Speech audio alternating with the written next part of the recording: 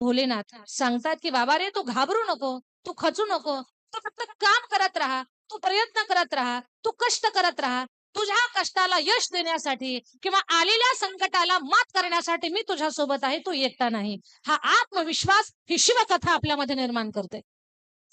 कोणी म्हणेल, "ताई, मग आमच्या जीवनातली अशी-अशी अडचण आहे. मग ही अडचण हे काही केलं तर पूर्ण होईल का?" लक्षात घ्या, अडचणीतून बाहेर पडण्याचा मार्ग भगवान भोलेनाथ तुम्हाला नक्कीच देतील. पण सगळ्यात पहिले तुमचा आत्मविश्वास वाढवतील.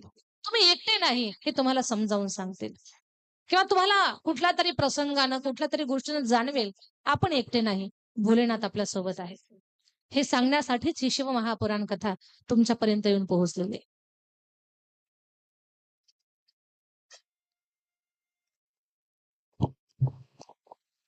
पूर्ण ही पृथ्वी पूर्ण शिवमय आहे.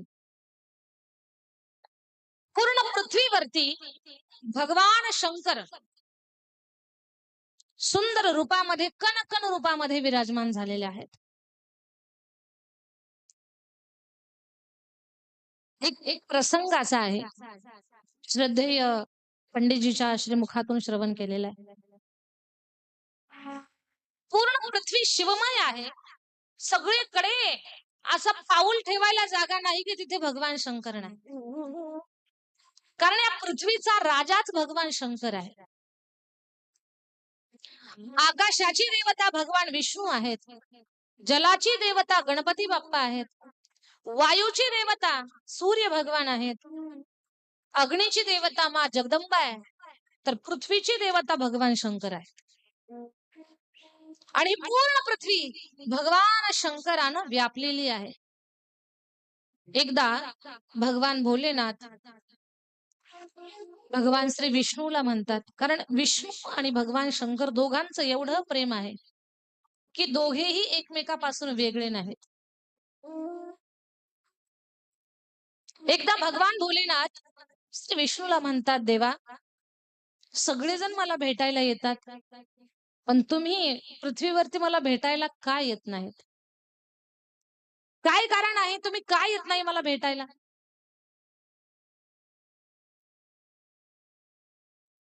भगवान विष्णू म्हणतात, "भोलेनाथ, तुम्हाला भेटल्याशिवाय मला तरी कुठे राहावतं? तुम्हालाही मला भेटावंसं वाटतं.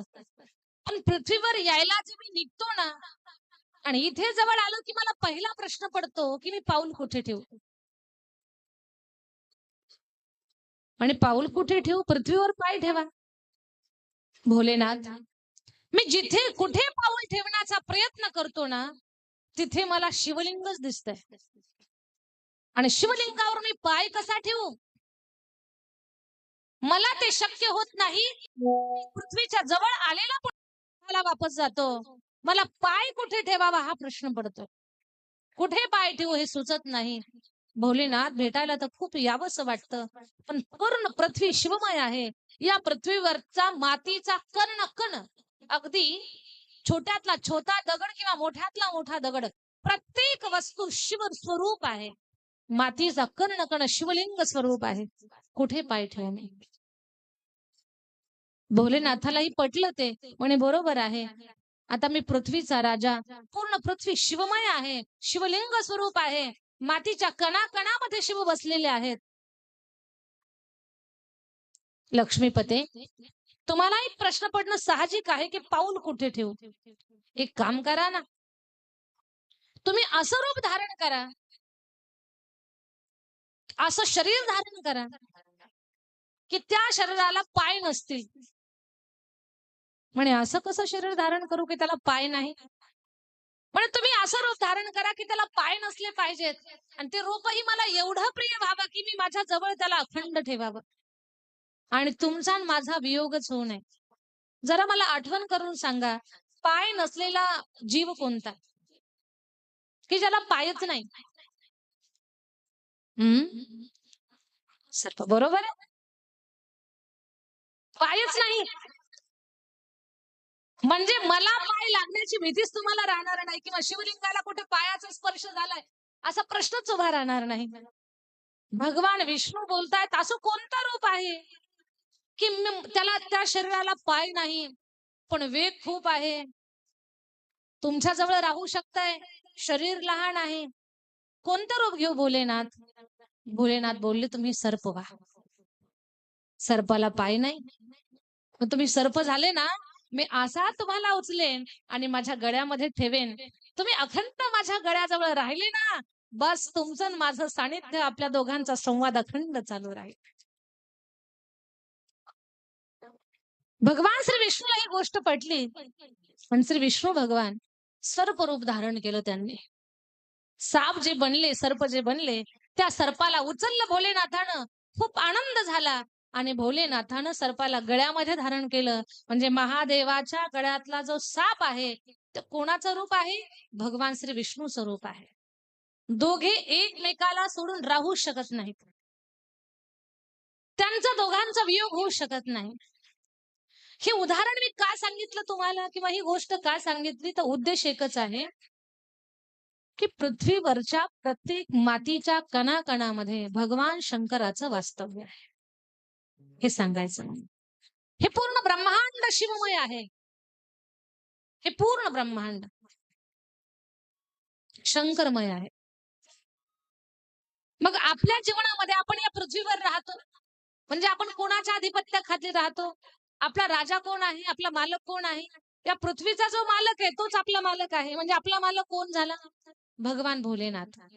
मग आता ज्या मालकाच्या छत्रछायेखाली आपण राहतो, मग आपल्याला जर अडचणी आल्या, आपल्याला जर एखादं दुःख निर्माण झालं, एखादी समस्या आपल्या समोर जर उभी राहिली, तर आपण ती अडचण कुणाला सांगितली पाहिजे? मालकालाच सांगितली पाहिजे. मग आपल्या सगळ्याचे मालक, या पृथ्वीचे मालक भोलेनाथ, त्यांना आपण आपल्या जीवनातल्या अडचणी सांगाव्यात. जेणेकरून आपल्या जीवनातल्या अडचणी संपवण्याचं काम या पृथ्वीचा राजा भगवान भोलेनाथ करतील. पूर्ण ब्रह्मांड शिवमय आहे. मातीच्या कणाकणामध्ये भोलेनाथ आहेत. आपण भाग्यवान आहोत, की आपल्याला किमान कळतंय. आपलं गाऱ्हाणं घेऊन आपण मालकाकडे जावं आपल्या. आणि कळतंय म्हणूनच तुम्ही कथा मंडपात आला आहात. तुम्हाला जर कळत नसतं ना, की आपल्या जीवनात अडचणी आहेत आणि या अडचणी घेऊन आपण मालकाकडे नको जायला, दुसरीकडेच आपण भेटू, दुसरीकडेच काहीतरी पाहू. आहा! मग तुमच्या जीवनातल्या अडचणी संपू शकत नाही. पण तुमच्या सगळ्यांची बुद्धी सात्विक आहे, मन पवित्र आहे. तुम्हाला अध्यात्म कळतंय, म्हणून योग्य ठिकाणी तुम्ही भगवान भोलेनाथाची कथा ऐकण्यासाठी या पवित्र दरबारामध्ये हजर झालेले आहात. भाग्यवान आहात तुम्ही. एक गोष्ट ऐका. कथा भगवान शंकराची असेल किंवा कथा भगवान श्रीकृष्ण परमात्माची असेल. ते कीर्तन असू दे, ते प्रवचन असू दे, ती कथा असू दे, तो हरिपाठ असू दे, तो काकडा असू दे. सत्संग आपल्या सगळ्यांचं कल्याण करणार आहे. सत्संग आंतरिक ऊर्जा वाढवतो. माणसाचा एकाकीपणा संपवतो. सत्संग. आणि ज्याच्या जीवनामध्ये सत्संग घडतोय, ती माणसं भाग्यवान आहेत. बऱ्याच लोकांना भाग्यवंताची व्याख्या काय तीच माहिती नाही. बरीच लोक कुणालाही भाग्यवान म्हणतात. ज्याच्याकडे खूप संपत्ती आहे, लोक त्याला म्हणतात तो भाग्यवान माणूस आहे. किती मोठं धन आहे त्याच्याकडे. एखाद्याला सौंदर्य प्राप्त झालं, लोक म्हणतात काय भाग्यवान आहे, काय रूप दिले देवानं याला.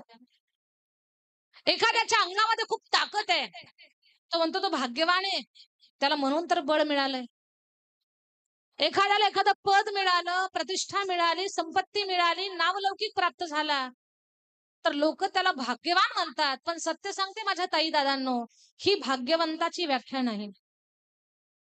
धन मिळणं म्हणजे भाग्यवान असणं असं नाही.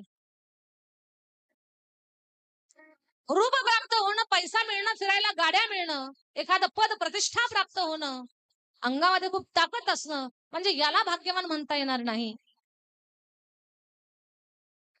जर धन, पद, प्रतिष्ठा, बल, मनुष्यबळ ही जर भाग्याची व्याख्या असती, तर रावण कुठे कमी होता या सगळ्या गोष्टीमध्ये? रावणाकडे काय बळ होतं का?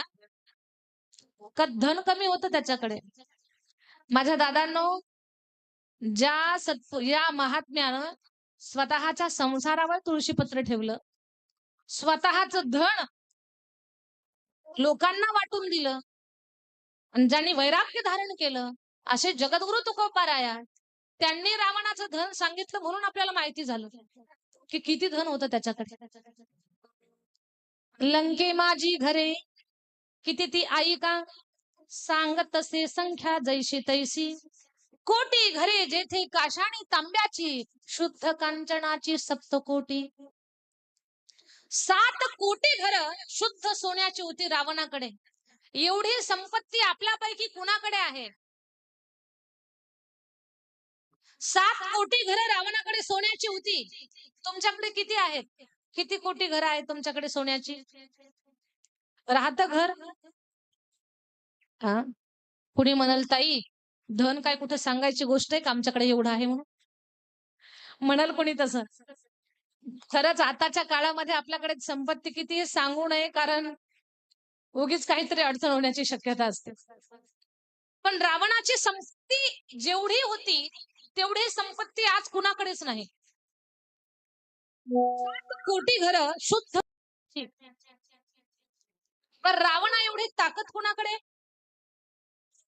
रावणाला 20 भुजा 10 मस्तक होती. आपल्या आहेत त्यांच्याकडे किमान भुजा, किमान 2 मस्तक आहे का कोणी असं? झोपल्या काका तुम्हाला विचारते मी, आहे का कोणी असं? 2 मस्तकाचं? ताई 2 मस्तकाचं कोणी असतं इकडे कशाला आलं असतं ते? असं म्हणेल कोणी. 2 मस्तकही नाही. बरं किमान 5 हात, हात सुद्धा 5 नाहीयेत. पण रावणाचे पहा बल, 20 भुजांचा 10 मस्तकांचा बलशाली राजा रावण. त्याची ताकद तर ऐका, कैलास पर्वत हातावर घेऊन नाचत होता तो रावण. काय ताकद आहे. आता बाजारची पिशवी आपण बाजारापासून घरापर्यंत 10 जागेवर टेकवतो. ताकद राहिली का आपल्या अंगामध्ये? नाही. आपल्या अंगात ताकद नाहीये. का नाही राहिली? आपलं खाणं व्यवस्थित नाही, जेवण व्यवस्थित राहिलं नाही. छत्रपती शिवाजी महाराजांचे मावळे मनाचं पोत पाठीवर घेऊन पळत होते. करडई हातात घेतली तर तेल खाली गाळत होते. आता आपल्याच्यानं काही शक्य नाही. पण ते एवढे ताकदवान का होते? तर जेवायला बसले ना, तर एक मावळा 5-5 पाचुंदे खात होता. पाचुंदा म्हणजे 5 पोळ्याचा एक पाचुंदा. 5 25 पोळ्या एकच मावळा खात होता. पोळी म्हणजे आताचा फुलका नाही. पोळी म्हणजे त्या काळची पोळी म्हणजे एक मोठी चपाती नाही, चपाता. एकच खान तिकडं आपल्यासाठी असणारे अशा 25 पोळ्या एकच बहाद्दर खात होता. आणि ताकद भरलेली असायची. लिंबू फेकलं तर मिशीवर बसायचं. आता आता काळ बदलला, परिस्थिती कठीण आहे सगळं. बाजारची पिशवी आपण 10 जागेवर टेकवतो आता. मच्छर मरत नाही. मच्छरला घाबरून आपण जागा बदलतो, पण मच्छर आपल्याच्यानं मरत नाही. हे सगळं काय सांगते आहे मी तुम्हाला? रावणासारखं बल सुद्धा आज कुणाच्या अंगात नाही. रावणासारखी संपत्ती नाही.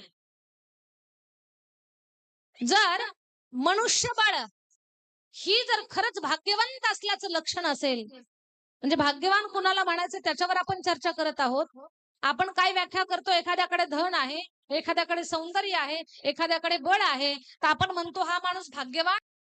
पण रावण याच्या बाबतीत कुठेच कमी नव्हता. बलानं मोठा होता, रूपानं सुंदर होता, ताकदीनं भरलेला होता, ज्ञानानं मोठा होता, लंकेचा राजा होता, देवतांना त्यानं बंदीशाळेमध्ये टाकलेलं होतं. एवढा सामर्थ्यवान होता. तरी पण आपण त्याला भाग्यवान म्हणत का म्हणत नाही?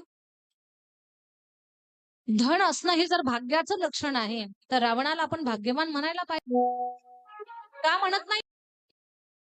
तुमच्या नातवाचं नाव रावण ठेवता का? नाही ठेवत. सकाळी उठल्या उठल्या राम राम म्हणण्याऐवजी रावण रावण म्हणता का? नाही म्हणत. का म्हणत नाही? तर रावणाकडे धन होतं, रावणाकडे मनुष्यबळ होतं, रावणाकडे बल होतं, सगळं होतं. पण रावणाच्या जीवनामध्ये सत्संग नव्हता. म्हणून हे सगळं व्यर्थ गेलं त्याचं. आता याच्यातून तुम्हाला एक गोष्ट मला सांगायची आहे. धन, संपत्ती, बल हे असेल तर तो भाग्यवान आहे. आता ही व्याख्या आपण पुसून टाकली. त्याला भाग्यवान म्हणता येत नाही. मग भाग्यवान कोण आहे? ज्याच्या जीवनामध्ये सत्संग आहे, ज्याच्या जीवनामध्ये कथा कीर्तन ऐकणं आहे, ज्याच्या जीवनामध्ये साधूची संगती आहे, ज्याच्या जीवनामध्ये नित्य हरिपाठ आहे, ज्याच्या जीवनामध्ये काकडा गायला जातो, जो नित्य काकडा करतो, जो कीर्तन ऐकतो, जो कथा ऐकतो, जो साधू संतांच्या संगतीमध्ये आहे, जो जमेल तसं तीर्थयात्रेला जातो, चांगली सत्कर्म करतो, दारात आलेल्या याचकाला किमान कोरभर अन्न आणि तांब्याभर पाणी देतो, जो धर्माच्या कामामध्ये अन्नदान करतो, भगवत कार्यामध्ये दान देतो, ज्याचा पैसा चांगल्या कामामध्ये खर्च होतो, तो व्यक्ती जगामध्ये भाग्यवान आहे. ही भाग्यवंताची व्याख्या आहे. रावणा एवढी संपत्ती आमच्याकडे नाही, काही हरकत नाही. रावणा एवढं बल आमच्या अंगात नाही, काही हरकत नाही. एकट्या रावणाला 80,000 पत्न्या, 1,00,000 मुलं, 1,25,00,000 नातू होते. एकट्याचं मतदान एवढं होतं. कोणी त्याच्या शब्दाच्या बाहेर नव्हतं. आता आमचीच पोरं आहेत, पण आमचंच ऐकत नाही, काही हरकत नाही. रावणा एवढं मनुष्यबळही आपल्याकडे नाहीये, काही हरकत नाही. पण तुमच्या जीवनामध्ये जर हा सत्संग असेल ना, तर तुम्ही नक्कीच भाग्यवान आहात. रावणाही पेक्षा तुम्ही भाग्यवान आहात. कारण रावणाकडे सर्व सर्व होतं, पण सत्संग नव्हता. आपण तुटके आहोत, दुबळे आहोत, गरीब आहोत, साधे भोळे आहोत, पण आपण सत्संगात आहोत. ही आपल्या भाग्याची गोष्ट आहे. म्हणून इथे बसलेल्या प्रत्येक भाग्यवंताच्या भाग्याला वंदन करूयात. आणि भाग्यवंताची संतांनी केलेली व्याख्या आहे काय? भाग्यवंता घरी भजन कीर्तन भाग्यवान भजन भाग्यवंता भजन भाग्यवान भजन त्याची वाट पाहिली.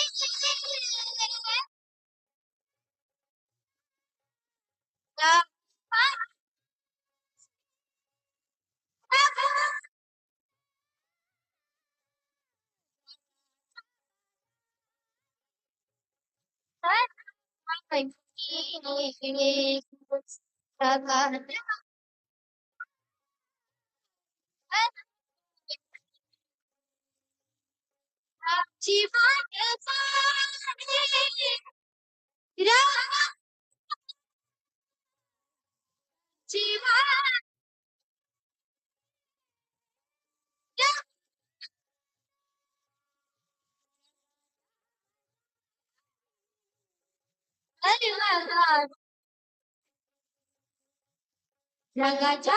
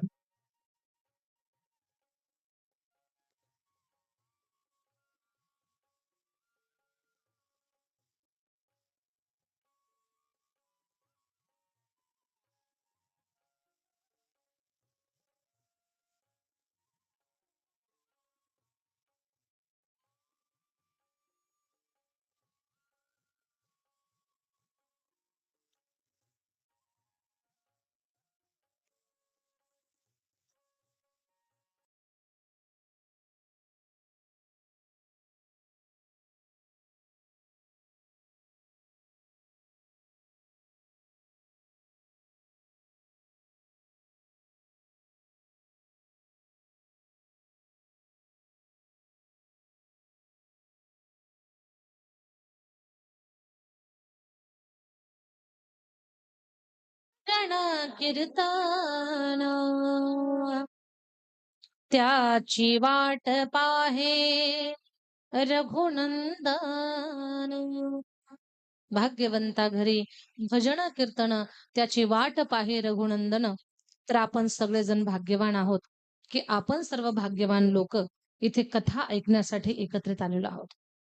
शिवमहापुराण हा जो ग्रंथ आहे तर या ग्रंथामध्ये भगवान शंकराची उपासना कशी करावी, अशा भगवान परमात्माच्या संदर्भातल्या देवाच्या सहज कृपा करणाऱ्या कथा आपल्याला ऐकायलाही मिळणार आहेत. वेद व्यासांनी हा ग्रंथ तयार केला आणि हा जेव्हा ग्रंथ तयार झाला तर तो ग्रंथ आमच्यासाठी इथे सहज उपलब्ध झालेला आहे. या शिवमहापुराण मध्ये 24,000 श्लोक आहेत, 7 संहिता आहेत आणि 24,000 श्लोकांचा हा सुंदर ग्रंथ आहे. हा जो ग्रंथ आहे तो आपल्या जीवनातलं दुःख, दारिद्र्य, दैन्य संपवणारा आहे. पापी माणसाने जरी ही शिवमहापुराण कथा ऐकली तर त्याचं पाप संपून जाईल. त्याच्या जीवनामध्ये क्रांती होईल, बदल होईल, एक ऊर्जा मिळेल आणि कितीही मोठं संकट जीवनामध्ये आलं तर त्याला पार करण्याची क्षमता त्याच्यामध्ये निर्माण होईल. एक मुद्दा लक्षात घ्या, या मृत्यूलोकामध्ये आपण सर्वजण पूर्वजन्मामध्ये केलेले भोग भोगण्यासाठी आलेलो आहोत. माझं बोलणं लक्षात घ्या बरं का. कुणी जर म्हणत असेल की माझ्या जीवनामध्ये दुःखच नाही, माझ्या जीवनात अडचणच नाही, तर समजावं तो व्यक्ती खोटं बोलतोय. असं होऊ शकत नाही. कारण या मृत्यूलोकामध्ये तुम्ही आम्ही सगळेजण दुःख भोगण्यासाठी चाललेलो आहोत. कारण या लोकाला भोगभूमी म्हणतात. ही कर्मभूमी आहे, भोगभूमी आहे. केलेल्या पूर्वजन्मामध्ये केलेल्या कर्माची फळं भोगण्यासाठी आपण इथे आलेलो आहोत. म्हणून मी सुखी आहे किंवा माझ्या जीवनात दुःखच नाही असं कुणीच म्हणायचं कारण नाही.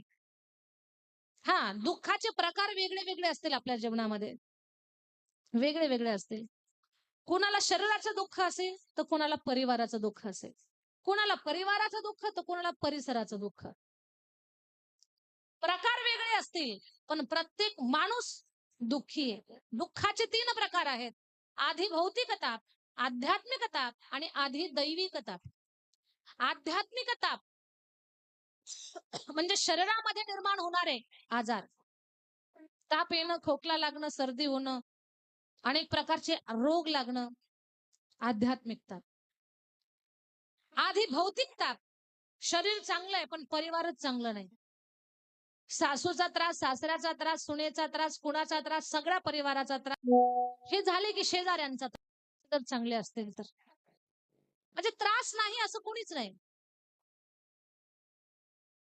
मुलाचं लग्न जमना त्याचं टेन्शन, मुलीला मनासारखं स्थळ मिळेना त्याचं टेन्शन, वेळेवर पाऊस पडेना, केळीला भाव मिळेना, हे सगळं तणाव, टेन्शन.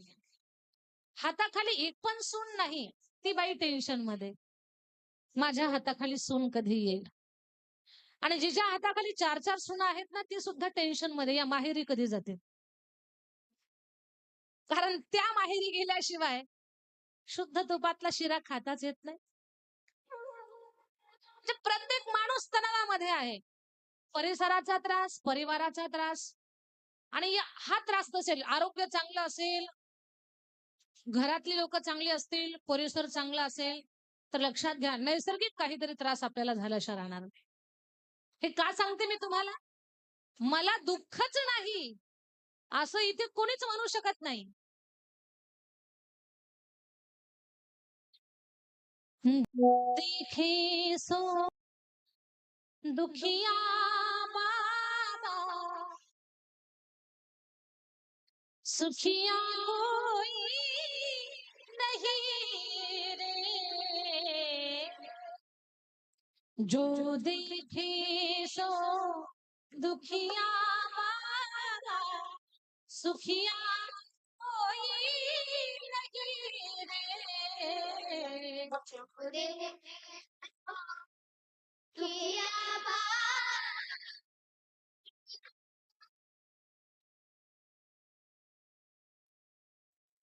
जो राजा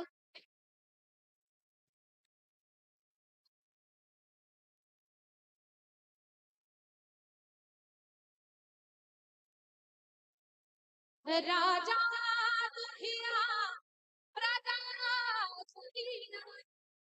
सत्य आहे, इथे कोणी सुखी नाही. अगर कोई कहता है मैं सुखी हूं तो गलत बात है, वो आपसे झूठ बोल रहा है। संतों ने कहा है इस धरामंडल पर कोई सुखी आपको नहीं मिलेगा, न राजा न रंक, कोई सुखी नहीं है। सब लोगों का जीवन दुखों से भरा हुआ है। राजा दुखिया, राजा दुखिया, राजा दुखिया, सुखिया नहीं, जो देखे सो किया।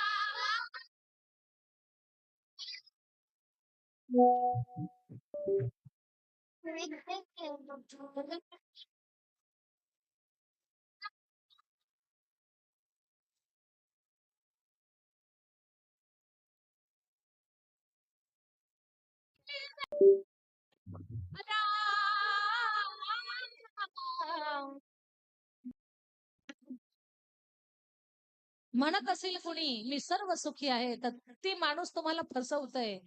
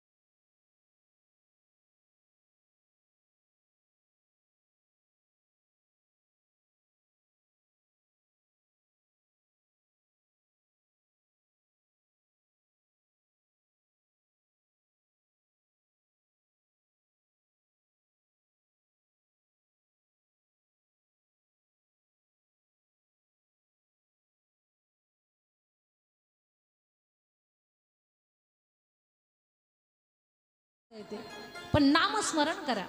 आता तुम्ही म्हणाल ताई दीदी नामस्मरण केल्यानं काय होईल? तर नामस्मरण केल्यानंतर पहिले तुमचं पाप संपून जाईल. नामस्मरण केल्यानं काय होईल? पहिले तुमचं पापच संपून जाईल. प्रमाण आहे आमच्याकडे. घेताना घेताना विठोबाचे हो हो हो पर्वत जळतील पापाचे. जय हो. पर्वत जळतील पापाचे. पर्वत जळतील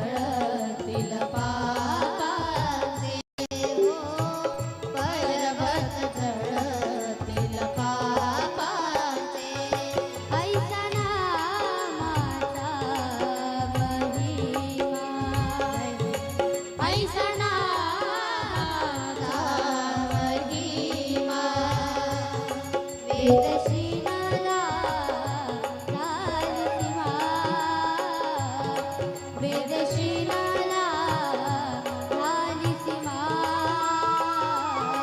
येताना येताना विठोबाचे हो हो हो हो पर्वत जळतील पापाचे जय हो पर्वत जळतील पापाचे पर्वत जळतील पापाचे पर्वत जळतील पापाचे जय हो हरी बोल जय हो जय हो हरी बोल जय हो हरी बोल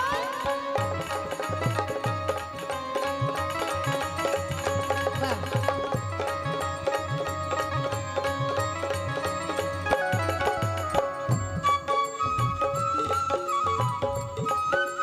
जय हो जय हो जय हो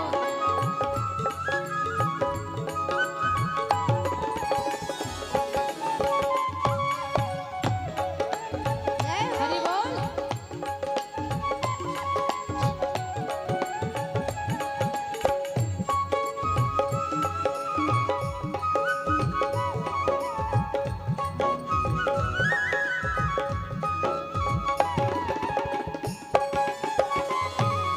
जय हो जय हो जय हो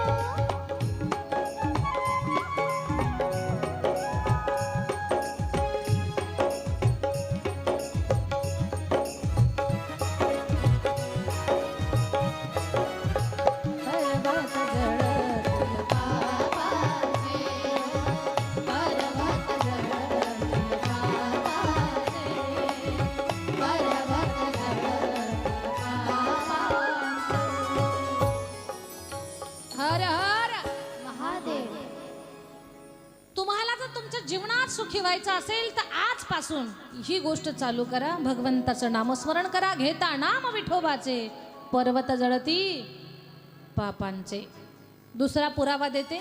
मला सांगा, आपल्यामध्ये हरिपाठ कुणाकुणाला माहिती आहे? माहिती आहे हरिपाठ. नित्य हरिपाठ करणारे थोडे असतील, पण हरिपाठ माहिती आहे आपल्याला. हात खाली घ्या. हरिपाठामध्ये माऊलींनी सांगितलंय, नामासन कीर्तन साधना पायी सोपे, जळतील पापे जन्मांतरीची. पाप जळेल तुमचं. सगळ्यात पहिलं सांगते तुम्हाला, नामस्मरण करायला चालू करा. तुमचं पाप जळून जाईल. आणि पाप जर कमी झालं तर तुमचा त्रास आपोआप कमी होईल. तुम्हाला त्रास का होतोय? हे पापाची फळं भोगतोय आपण. मग तो शारीरिक असेल, पारिवारिक असेल किंवा परिसरातला असेल. आपल्या जीवनामध्ये जो त्रास आहे ना, हे आपल्या पापाचं फळ आहे. आणि जर पापच कमी झालं तर त्रास काय होणार आहे आपल्याला? सगळ्या गोष्टी आपल्या मनासारख्या होतील.